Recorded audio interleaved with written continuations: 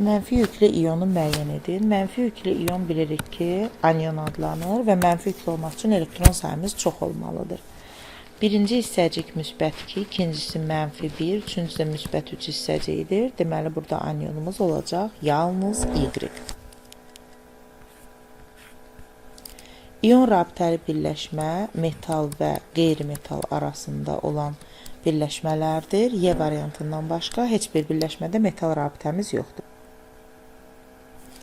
X8 atomunun hidrogenli birləşməsi energetik təbəqələr üzrə payladıqda 2s2 2p4 elektron formuluna malikdir. X elektron formulu 6-cı qrupdur. 6-cı qrupda XH2 formullu birləşmə əmələ gətirir. Verilənlərə uyğun olaraq ərimə prosesini müəyyən edin. Ərimə bərkdən mayəyə gəlməsi deməkdir. Deməli, bizə 8-dən ön lazımdır. 5 dərəcə ola bilər, mənfi 8 dərəcə ola bilər. 5 dərəcədən 60 dərəcəyə ərimədir. Amma mənfi 8-dən mənfi 4-ə aqreqat halı dəyişmir. Hansı fikir doğrudur? X və Y eyni qrupda yox, eyni dövrdə yerləşir. X-in valent elektron sayı Y və Z-dən azdır. Doğrudur. Valent elektronu ilə qrup nömrəsidir. Z-in atom radiusu Y-dən çoxdur. Bu da doğrudur. 2, 3, A variantı. Heterogen qarışıq, distillə homogen, durultma heterogen, süzmə heterogen. 2, 3, B variantı. Sigma rabitə, tək qat rabitələrimiz sigmadır, 3 qatında 1 sigmadır. Deməli, bizim cəmi 3 sigma rabitəmiz var. 0,5 mol bu maddənin kütləsi 22 qramdır. Onda bunun 1 molu olacaq 44 qram. XO2 44 qramdırsa, 44 qramdan oksigenin payına çıxsa 12 qramı, 32 qramı qalacaq 12 qram.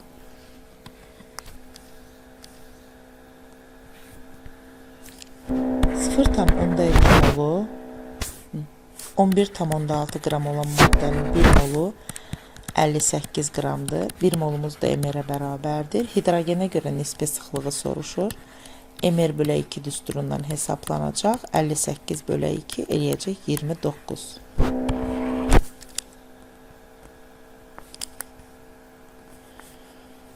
Deməli, X-in kütlə payı 20%dir.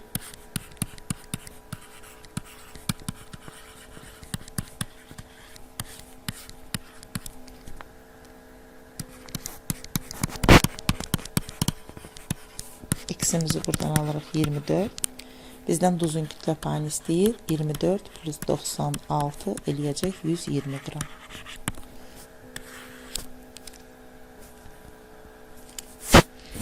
%100 ml hidrogen verilir və maddələrin tam sərf olunduğu nəzərə alırıqsa, onda deməli 2-nin 1-ə nisbətində götürəcəyik. 50 də bundan olacaq.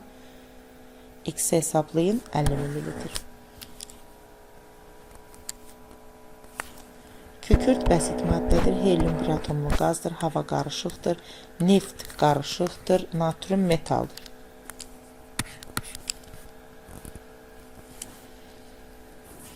Dövrü sistemdə mövqeyini müəyyən edək. Energetik təbəqə bizə dövrü verir, deməli 3-cü dövr elementidir. Xarici təbəqədəki elektronların sayı bizə qrupu verir, deməli 8-ci A qrup elementidir. 6, 7. Bucaq quruluşlu maddələrdir, doğrudur. Polyar kovalent rabitə saxlayır, doğrudur. Çünki müxtəlif növ atomlar arasında yerləşir. Donor akseptor rabitə H3O iyonu və ammonium iyonundadır. Bunları qarışdırmayaq. 1, 2, D variantı. 2 və 5. B çıx A fərqi eləyəcək. 2 və 5. Çünki 1s2, 2s2, 2p3 elektron formuludur və B çıx A, yəni 5 çıx 2 eləyəcək 3. 28 qram kalsium oksidi alınmışdır. Kalsium oksidinin MR 56-dır. 2 vuraq 56 yazacaq. Burada 2 vuraq 40 yazacaq. Yəni 112-yə 80 qram lazımdır. Deməli, bu da 4 dəfə az olacaq. Eləyəcək 20 qram.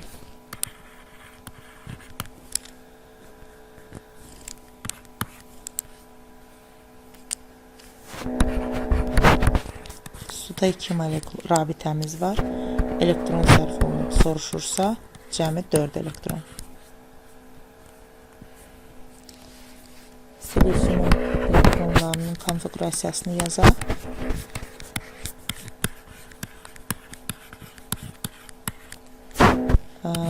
Tek elektron sayı 2 vahid olacaq. 1, 2.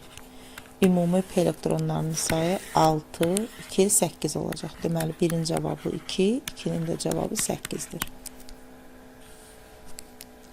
0,1 mol bu maddənin normal şəraitdə həcmi. 1 mol bu maddənin normal şəraitdə həcmi 22,4 litrdir. 0,1 mol olacaq 2,24 litr. İstənilən maddənin 1 molunda 6,2 10^23 molekul var. Na ilə də ifadə edə bilərsiniz. 0,1 molunda da x ya 0,1 Na deyəcəksiniz və yaxud da 6,2 10^22.